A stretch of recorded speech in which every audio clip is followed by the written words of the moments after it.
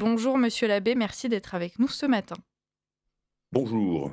Alors, même question que pour les autres, invités que nous avons reçus à ce propos. Pour commencer, comment avez-vous, réagi à l'annonce de la mort du pape? Mais écoutez, avec, déjà de l'émotion et même de la tristesse, puisque le pape, c'est le chef de l'Église, c'est un peu notre père, surtout quand on est prêtre. Le pape, c'est le vicaire du Christ, c'est le représentant du Christ sur la terre. Donc évidemment avec beaucoup d'émotion et en plus, c'est un événement qu'on vit, de rares fois dans sa vie. Donc c'est on a l'impression évidemment de participer à l'histoire. Mmh. Moi, L'équipe m'a rejoint. oui, Alors alors moi, Richard pour de ma part, Sèze est là, j'ai vu Alexandre. mourir Benoît XVI, Jean-Paul Ier. Enfin voilà, je finis par, non pas par être habitué au fait que le pape meurt, mais Vous enfin êtes voilà, blasé, j'ai Richard vécu de Sèze. plusieurs événements historiques, donc voilà, donc effectivement de Jean-Paul II à François, c'est mon quatrième, donc voilà, c'est moins, voilà. Oui, Alexandre? moi aussi, je suis pas si jeune, mais je veux dire, néanmoins, il reste un certain nombre, ça reste un événement rare. On se souvient de la mort de Jean-Paul II, on se souvient de la mort de Benoît XVI, voilà, ce sont des Mmh. événements qui marquent, Oui, alors que l'élection d'un une président de la République française, oui, ça, voilà, effectivement, personne ne ça se souvient de où il était quand Macron a été élu, Et quoi. d'ailleurs, il faudra que vous nous racontiez un jour, Richard, comment était l'élection de René Coty en 1940. Merci beaucoup. Monsieur l'abbé, est-ce qu'il y a, depuis ce matin où nous parlons du pape François, alors certains auditeurs de Radio Courtoisie trouvent qu'on en parle un peu trop, mais enfin, ça paraît compliqué de passer à côté. On sent que c'est un signe de contradiction, ce qui en soi est une bonne chose. Après tout, un pape qui serait totalement consensuel, ce serait presque un pape qui serait passé à côté du sens de son pontificat. alors je ferai une distinction entre la consensualité, je sais pas si ça se dit, mais le fait d'être consensuel, dans le monde, auprès des journalistes et des médias, ou le fait d'être consensuel à l'intérieur de l'Église. Ce qu'on peut un peu reprocher au pape François, c'est le fait d'avoir, être une pierre de contradiction, un signe de contradiction, une pierre d'achoppement, comme dit le Christ, pour le monde et ceux qui ne sont pas chrétiens, ça c'est une bonne chose. Être, une occasion de désunion et de manque d'unité à l'intérieur de l'Église, c'était évidemment une des faiblesses de l'attitude de la politique de François. Alors, dans les témoignages qu'on lit à droite, à gauche, bon, il y en a qui sont plus ou moins inintéressants. Il y en a d'autres qui m'ont frappé, comme celui d'Henrik Lindell, donc évangélique devenu catholique, et qui explique que le pape a puissamment contribué en fait au rapprochement entre protestants évangéliques et catholiques par son attitude, d'une part, le fait qu'il a bien compris qu'il y avait du côté des évangéliques une manière d'annoncer l'évangile qui était plus aimable que celle que les catholiques pouvaient avoir, une manière communautaire en fait de faire vivre les paroisses qui étaient plus chrétiennes sans doute que la manière dont vivent certaines paroisses, au moins en France. Et il était très reconnaissant au pape François de ce rapprochement et il disait que presque le pape avait réussi à abolir la véritable distance qu'il y avait pu y avoir entre ces protestants-ci et les catholiques, à faire en sorte de lever la défiance que les évangéliques pouvaient avoir envers les catholiques. Est-ce que c'est quelque chose dont on peut se dire qu'il faut en créditer le pape François?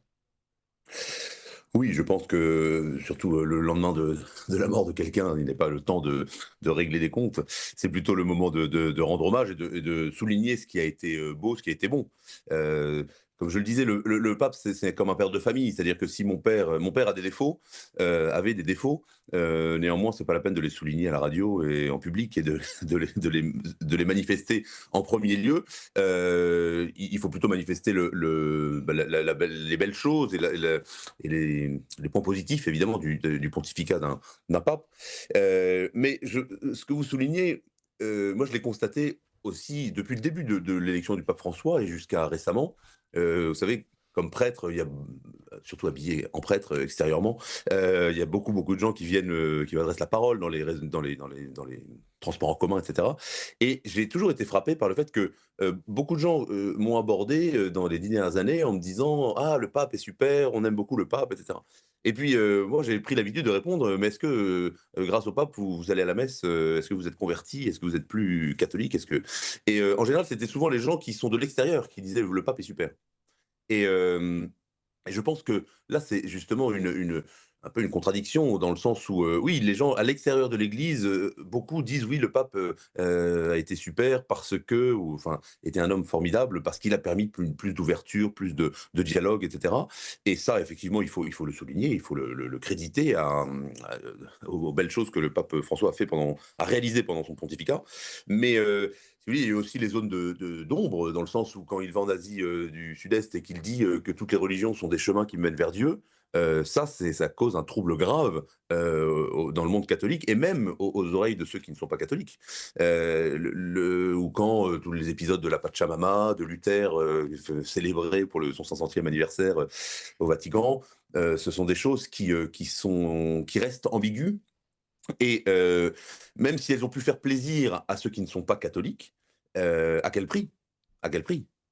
Alors, ce qui est amusant, si j'ose dire, c'est que le pape François donc, avait effectivement, par rapport à ceux qui ont une sensibilité un peu plus traditionnaliste, un peu plus conservatrice, un peu plus éprise de dogme et un peu moins de pastorale, c'était un signe de contradiction. Mais pour les progressistes aussi, le pape était censé, je pense à des gens aussi merveilleux que Goldman ou Soupa, le pape n'allait jamais assez loin, il n'en faisait pas assez, il n'avait pas réussi à totalement dissoudre l'Église catholique. Donc autrement dit, il était resté au milieu du gué. Et donc là aussi, pour ses adversaires de gauche, le pape était presque un mou et il était horriblement gênant. Laurent Dandrieux le rappelait tout à l'heure, il traitait les médecins avorteurs de tueurs à gages. Il rappelait que Satan existe. Enfin, autrement dit, il avait un côté terriblement réactionnaire. Oui, alors là, vous soulignez un problème fondamental de cet esprit progressiste. C'est-à-dire qu'à partir du moment où le progrès et le mouvement deviennent le principe d'être, alors on s'arrête tout. C'est-à-dire qu'il y aura toujours un plus progressiste, il faudra toujours aller plus loin. Donc c'est une contradiction interne à cette mentalité du progrès qui voudrait toujours, soi-disant, évoluer, changer. Et donc on n'est jamais content de ce qui est. Il ne s'agit pas de changer pour devenir quelque chose, mais il s'agit de changer pour changer. Donc ça, c'est un problème de cette mentalité. Moi, je soulignerais aussi, non, vous avez tout à fait raison, je suis tout à fait d'accord avec vous, mais justement, pour aller plus loin, je pense que l'une des ambiguïtés du pontificat du pape François, c'est d'avoir causé et d'avoir prêché une espèce de contradiction entre la pastorale et la doctrine. Comme si il fallait laisser tomber la doctrine pour pouvoir être pastoral.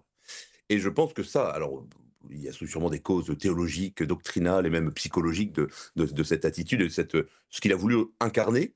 Parce qu'il a vraiment voulu incarner en plus, cette rupture par rapport à Benoît XVI qui était très doctrinal, très théologien, et donc, dans sa mentalité, ou dans cette mentalité, assez peu pastorale.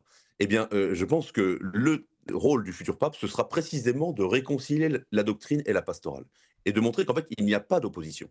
Et parce que enfin, le Christ, il n'y a pas d'opposition dans Jésus-Christ entre son enseignement, l'enseignement de la vérité, comme il dit: «Je suis la voie, la vérité, la vie». Lorsqu'il dit: «Celui qui n'est pas avec moi est contre moi», ça ne fait pas de lui quelqu'un qui n'est pas pastoral. Au contraire, vous voyez, enseigner des choses, vouloir le bien de celui qu'on rencontre, c'est ça la véritable pastorale. Le pasteur, ce n'est pas celui qui fait plaisir à la brebis qu'il veut accompagner. C'est celui qui va chercher la brebis hors des ronces et qui vient la remettre au troupeau pour la mener au bercail. Et donc il va falloir résoudre cette opposition qui pour moi est totalement artificielle et même fausse intellectuellement entre doctrine et pastorale. Après, justement, avec une population générale en Europe qui est globalement dans le camp progressiste d'une certaine façon, on peut voir que, alors qu'il faut rappeler, comme le disait Richard, que c'est un pape qui n'a pas bougé sur la question de l'avortement, qui a finalement peut bouger aussi sur la question de l'homosexualité ou du célibat des prêtres ou autre. C'est quand même quelqu'un dont la mort a été commémorée dans à peu près tous les camps de façon assez, on va dire, digne et honorable. Le fait est que peut-être il est parvenu d'une certaine façon, de manière jésuitique, disons, à maintenir un entre-deux qui permet à l'Église catholique de se maintenir quelque part dans une forme de modernité qui rejetterait l'intégralité, enfin une bonne partie de ses enseignements en le traitant effectivement de réactionnaire et autres joyeusetés. Euh, Écoutez, moi je suis pas tellement d'accord avec cette analyse, si vous permettez. Je pense que d'une part, les catholiques sont beaucoup moins progressistes qu'on ne le pense. Même dans la vieille Europe et en France, regardez en France, enfin, il y a vraiment, il y a plus de catholiques, enfin, ou très peu. Les derniers qui restent sont des gens qui aiment l'Église et qui aiment sa doctrine et qui sont d'accord. Donc, ceux qui veulent faire changer l'Église, ce sont ceux qui ne sont pas dans l'Église, ceux qui ont abandonné l'Église ou ceux qui n'y ont jamais été. Donc, et puis, je pense aussi qu'il faut être un peu visionnaire. Je pense que vous êtes tout à fait conscient, enfin, nous sommes tous conscients que le monde est en train de changer et que, en fait, la mentalité progressiste, finalement, est sur une pente descendante. Et si l'Église adoptait aujourd'hui cette mentalité progressiste, en fait, elle aurait 70 ans de retard. Ce qui est le cas à chaque fois que l'Église essaye de se mettre à la page du monde. Si vous voulez, les prêtres qui dans les années 60 se sont dit: «On va faire de la guitare, pour faire venir les jeunes à la messe», en fait, aujourd'hui, ils font toujours de la guitare, ils ont 80 ans et en fait, ça n'intéresse plus du tout les jeunes de venir écouter des vieux prêtres, faire de la guitare des années 60. Donc dès que l'Église essaye d'adopter les mentalités du monde, en fait, elle est toujours en retard. Elle est toujours en retard parce que, dit de façon plus triviale, quelqu'un qui veut aller en boîte de nuit, en fait, il va pas à l'église, il va en boîte de nuit.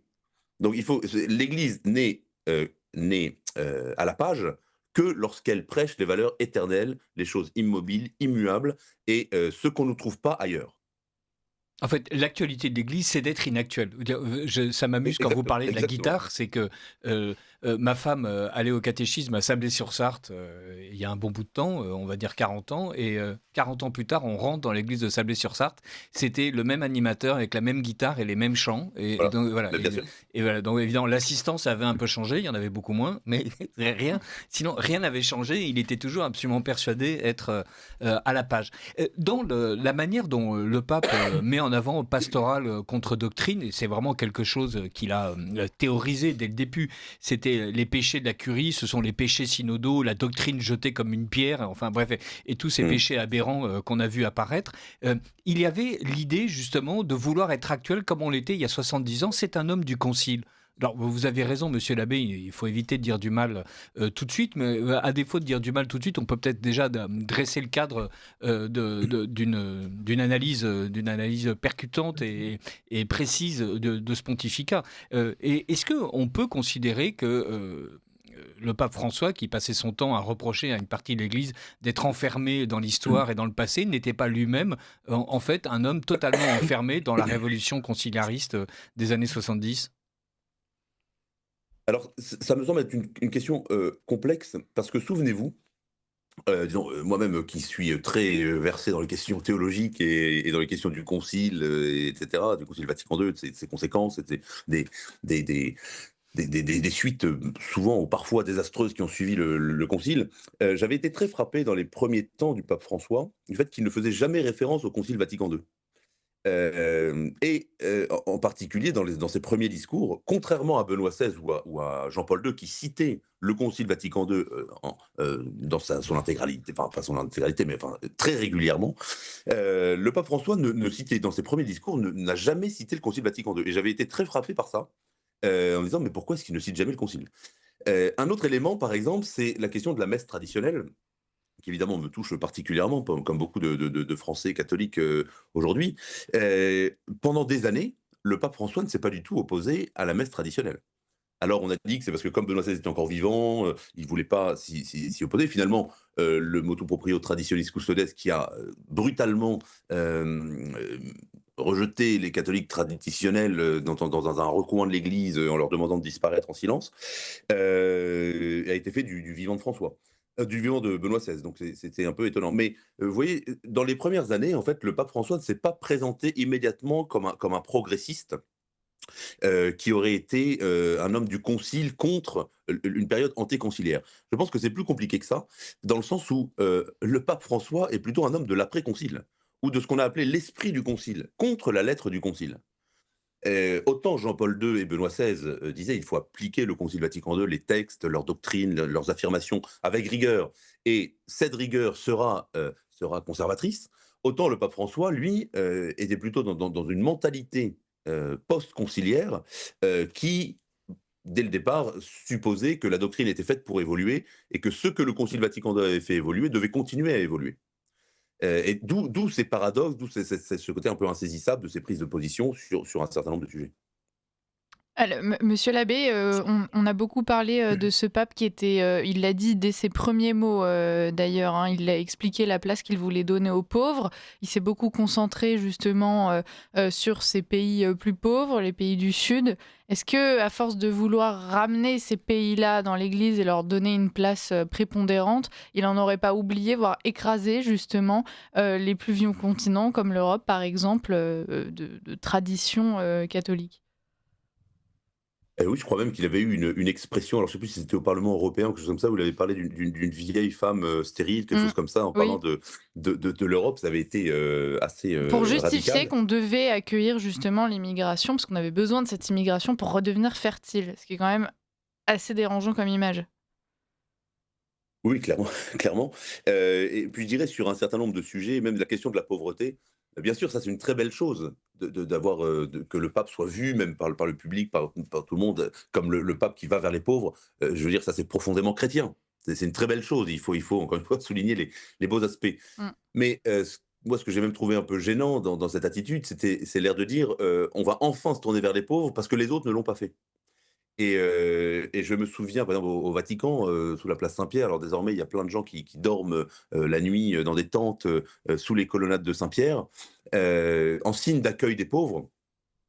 Mais je me souviens de parler avec une religieuse de Mère Teresa qui me disait, mais nous, on accueille des pauvres, on a des maisons, on fait ça depuis des années et des années.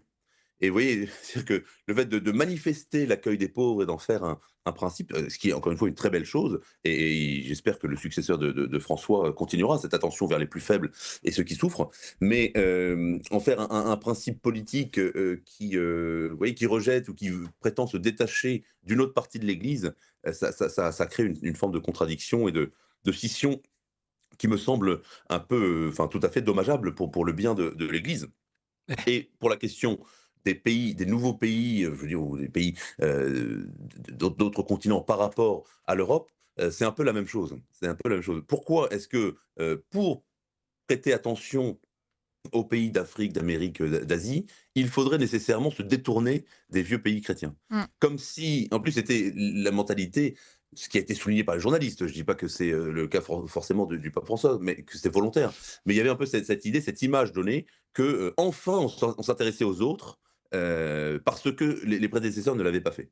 Mais je pense que quand les papes de la Renaissance ont envoyé des missionnaires en Amérique latine ou les papes du 19e siècle ont envoyé des missionnaires qui sont morts pour évangéliser l'Afrique, ils avaient le même intérêt pour ces nouveaux peuples, pour ces nouveaux continents et pour les chrétientés naissantes de ces pays-là. Donc, si vous voulez, cette espèce de dialectique avec le passé en disant on va enfin changer les choses, me semble un peu dommageable pour le bien de l'unité.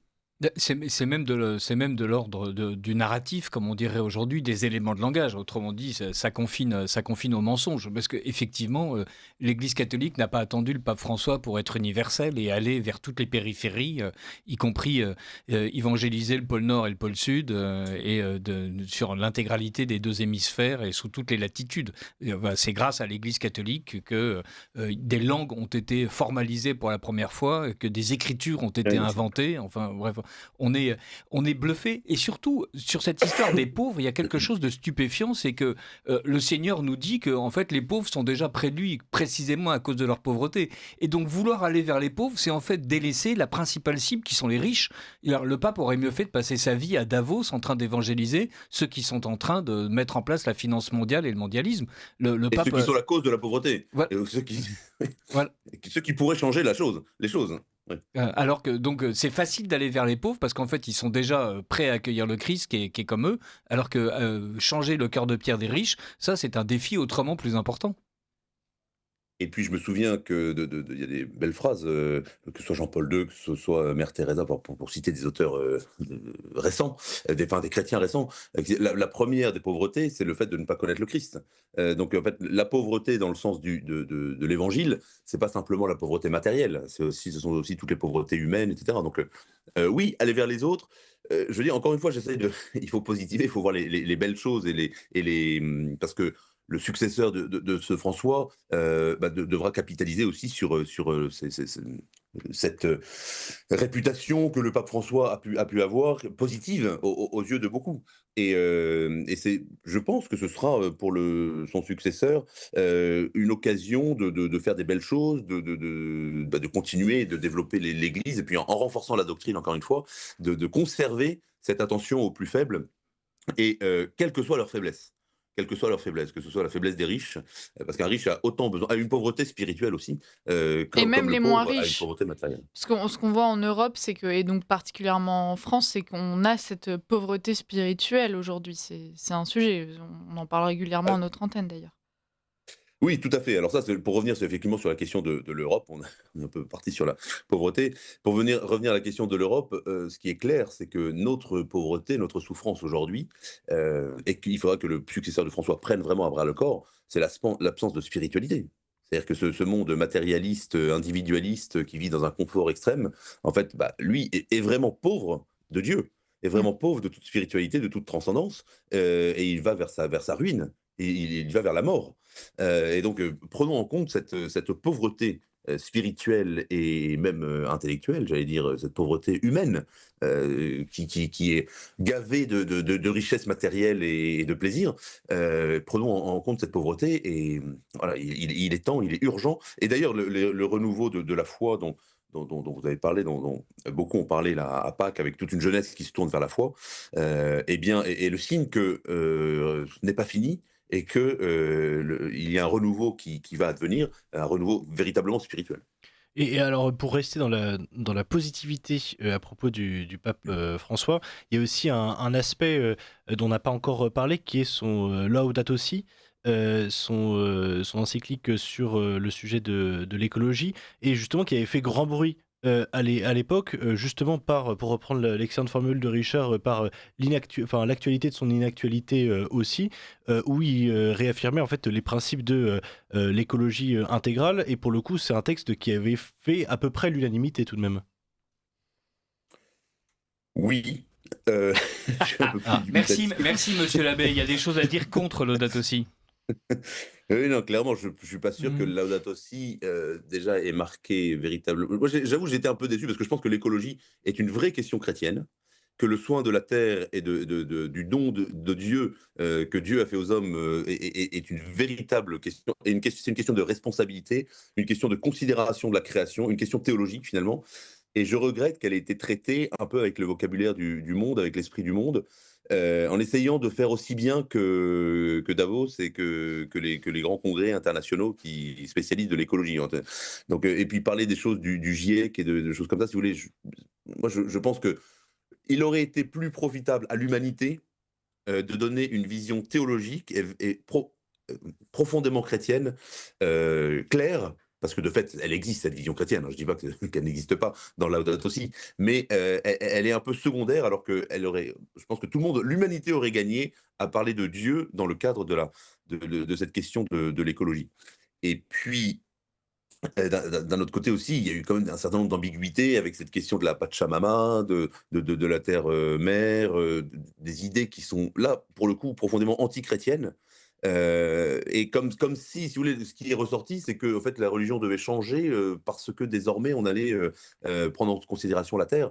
Encore une fois, je pense que les chrétiens sont ceux qui, et la doctrine catholique enseigne cette défense, cet amour de la création et de la terre, ce respect de la terre. Et ceux qui détruisent la terre sont ceux qui n'appliquent pas les principes de la morale chrétienne. Et rappelons aussi que dans Laudato Si, le pape François passe sa vie à faire l'éloge de l'internationalisme, d'une gouvernance transnationale, enfin autrement dit, et les nations une fois de plus, alors que c'est précisément le mondialisme qui a conduit à la destruction de l'environnement. Et donc on se retrouvait une fois de plus avec une espèce de contradiction où c'était ce qui avait apporté les plus grands mots qui était censé apporter le meilleur des remèdes.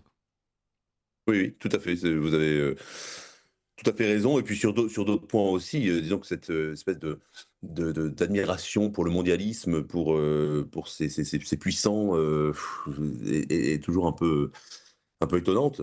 Voilà, je pense que, en fait, au final, le rôle du pape, c'est de maintenir l'unité de la foi. Comme dit le Christ à Saint-Pierre, confirme tes frères. Confirme tes frères dans la foi.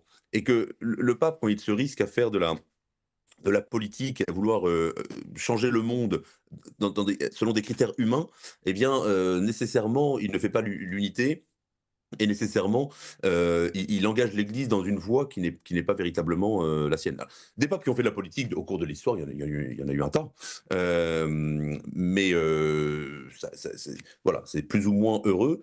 Et puis, voilà, on pourrait parler effectivement de la question des nations, de la question de l'internationalisme, qui sont des questions qu'il faudra clarifier, qu'il faudra que le prochain pape clarifie pour le bien des chrétiens, le bien des catholiques et pour le bien de l'humanité.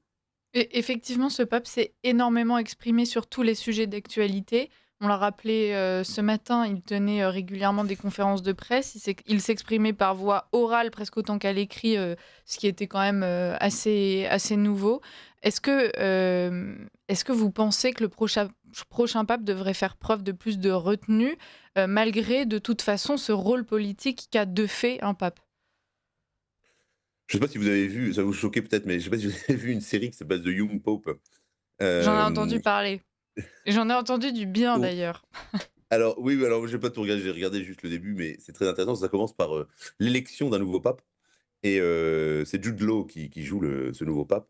Et alors, il prend la décision de ne jamais apparaître en public et de ne jamais parler. Parce qu'il dit, le pape, pour asseoir son autorité, il doit avoir cet aspect sacré, cet aspect de respect, de mystère. Et je vais prendre des décisions, je prendrai des décisions politiques en choisissant mes collaborateurs, etc. Mais il ne faut pas que les gens me voient. Donc même quand il apparaît sur la place Saint-Pierre, il reste dans l'ombre. Alors il y a les responsables de communication qui lui disent non, on va faire des mugs, on va faire des t-shirts avec votre effigie, on va faire une séance photo, etc. Apparaissez dans la lumière. Et lui, il refuse. Il dit non, non, je ne veux pas que les gens connaissent mon visage. Je ne veux pas que les gens, enfin, ils entendent la voix peut-être, mais ça me semble très intéressant comme position, parce que je me souviens aussi d'un texte pour citer des choses un peu plus spirituelles, un peu plus théologiques, Mmh.